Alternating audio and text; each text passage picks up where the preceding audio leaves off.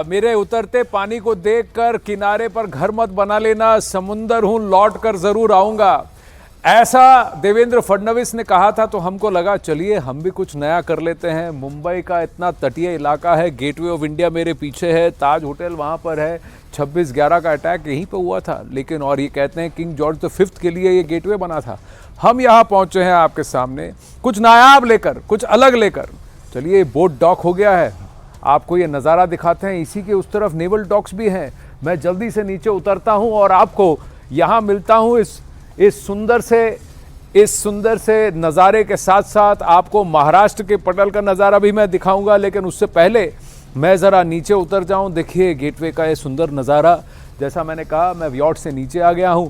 अब ज़रा इस स्पेशल स्टूडियो की तरफ मैं जंप मार लेता हूं और पहुंच जाता हूं। ये देखिए हम आ गए हैं इस जगह। ये नया नायाब डिजिटल स्टूडियो जो हमने बनाया है AI की मदद से, ग्राफिक्स की मदद से आपके लिए एक रियल एक्सपीरियंस लेकर आए और आपको दिखाएं कि महाराष्ट्र के पटल पर किस तरह से राजनीतिक इतिहास रचा गया है।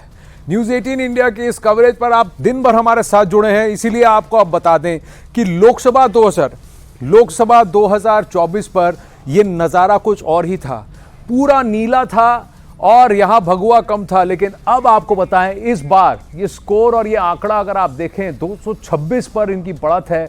आप पश्चिम महाराष्ट्र से लेकर के कोंकण, ग्रेटर मुंबई, विदर्भ, मराठवाड़ा और यहां देखिए मेरे पास नॉर्थ महाराष्ट्र, जितने भी 6 रीजन है सब जगह भगवा ही भगवा लहरा रहा है। महायुति का दबदबा है 226 सीटों पर आगे और महाविकास आघाड़ी 55 पर, कहीं 70 पर भी टिकी थी, अब धीरे धीरे और फिसलती हुई आ रही है। इतना पिछड़ गई है, इतनी बुरी हार लगी पड़ी है, इनकी हालत ऐसी खराब हो गई है कि लीडर ऑपोजिशन इनका अब नहीं बनेगा क्योंकि इनके नंबर ही इतने नहीं।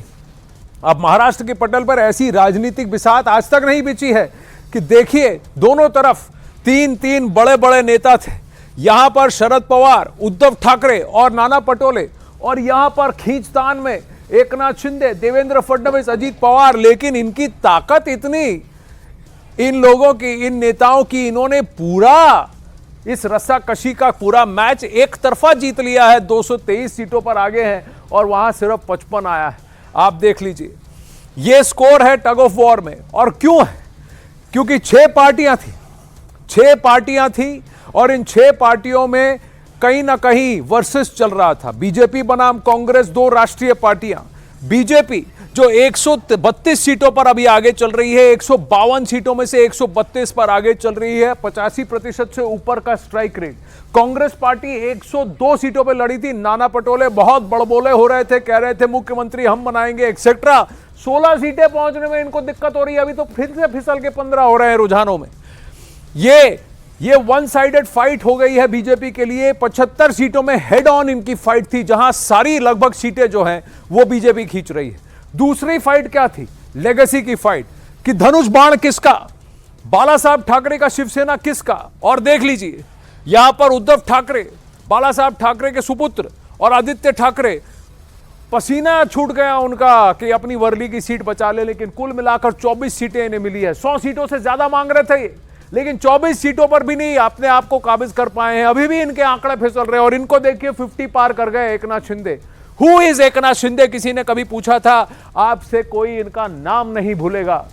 थाने का एक ऑटो रिक्शा वाला महाराष्ट्र का मुख्यमंत्री बनता है और धनुष बाण आनंद दीघे और बाला साहब ठाकरे की लेगेसी का उत्तराधिकारी बनता है। और ये एक और फाइट, पारिवारिक फाइट कि घड़ी किसकी। आज अजीत पवार बोल रहे होंगे कि एक वक्त आपने कहा कि घड़ी तुम रख लो, वक्त मेरा ठीक है। आज घड़ी भी मेरी, वक्त भी मेरा। यही बात अजीत पवार कह रहे होंगे। 38 सीटों पर ये आगे हैं। शरद पवार जी कद्दावर नेता महाराष्ट्र के, 1978 में मुख्यमंत्री बने, लेकिन इस बार उनके राजनीतिक इतिहास का सबसे खराब परफॉर्मेंस उन्होंने दिया है। 12 सीटों पर ही इनकी लीड है। इतना पुअर परफॉर्मेंस, यहां तक कि किसी को नहीं लगा था कि इनकी तुतारी बजने से पहले ही फेल हो जाएगी। देख लीजिए ये हालत हो गई है इस वक्त रुझानों में। अगर आप देखें तो एनसीपी शरद पवार विश्वास नहीं करेगा कि इस तरीके का इनका परफॉर्मेंस हो सकता है। कई सारी की फाइट्स भी थी दोस्तों, और इन की फाइट्स, इन वीआईपी फाइट्स में भी अगर आप देखें कई बड़े बड़े नेता हैं जो फिसल गए। लेकिन जो जो मुख्यमंत्री के दावेदार थे, जो कुर्सी पर काबिज थे, मुख्यमंत्री उप मुख्यमंत्री, सब अपनी सीटों पर ढंग से जीते हैं, अच्छे से जीते हैं। एकनाथ शिंदे जीते, एकनाथ शिंदे जीते और देवेंद्र फडणवीस आगे चल रहे हैं अपनी नागपुर की सीट पर। कहीं ना कहीं अगर आप देखें दोस्तों तो ये एक अप्रत्याशित विक्ट्री कई सारे की कैंडिडेट्स के लिए है। अजीत पवार अपनी सीट पर आगे हैं, बारामती से जीत रहे हैं, तो यानी बारामती के लोगों ने साफ कर दिया है लोकसभा में सुप्रिया सुले और स्टेट लेवल पर अजीत पवार। आदित्य ठाकरे जीत चुके हैं और नाना पटोले इस वक्त आगे चल रहे हैं, उनके भी पसीने छूट रहे हैं कांग्रेस के प्रदेश अध्यक्ष के अपनी सीट बचाने में। शाइना एनसी इस वक्त पीछे चल रही हैं अमीन पटेल से। और वीआईपी कैंडिडेट्स में वारिस पठान एआईएमआईएम के हार चुके हैं अपनी सीट। अबू आजमी बनाम नवाब मलिक, वहां अबू आजमी आगे चल रहे हैं मानखुर्द शिवाजी नगर में, वही उनकी नवाब मलिक की सुपुत्री सना मलिक आगे चल रही है, जीत चुकी है, फहाद अहमद को हरा चुकी है। वहां बहुत प्रश्न उठाए जा रहे हैं। आशीष शेलार जो एमसीए क्रिकेट से भी जुड़े हुए हैं, वो अपनी सीट पर आगे चल रहे हैं। बाला साहब थोराट कांग्रेस के प्रदेश अध्यक्ष रह चुके हैं, कद्दावर नेता, 8 बार के एमएलए, हार गए, अपनी सीट नहीं बचा पाए।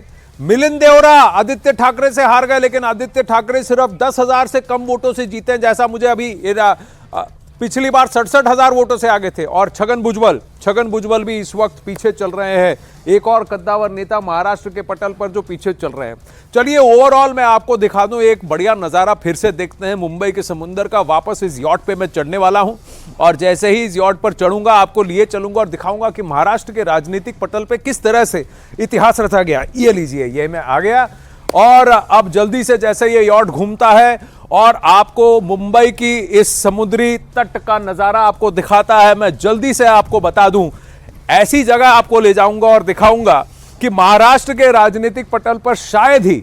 अब भैया यॉट चलिए और धीरे धीरे घूमकर इसी सुंदर नज़ारे पर हमारे साथ, हमारे पास आइए। ये देखिए, ये मैं आ गया और देखिए समुंदर ठीक है, मौसम ठीक है, मैं ऊपर यॉट के खड़ा हूं, फिर भी ज़्यादा डोल नहीं रहा हूं। अब देखिए यहाँ पर स्कोर कार्ड क्या है, इतना बढ़िया स्कोर कार्ड मंत्रालय में, सचिवालय में, कि विपक्ष कहीं है ही नहीं, विपक्ष नदारद है दोस्तों। इस स्कोर कार्ड में मैं आपको इतना बता दूं कि कभी भी आज तक किसी ने नहीं सोचा होगा कि इस तरह की जीत होगी।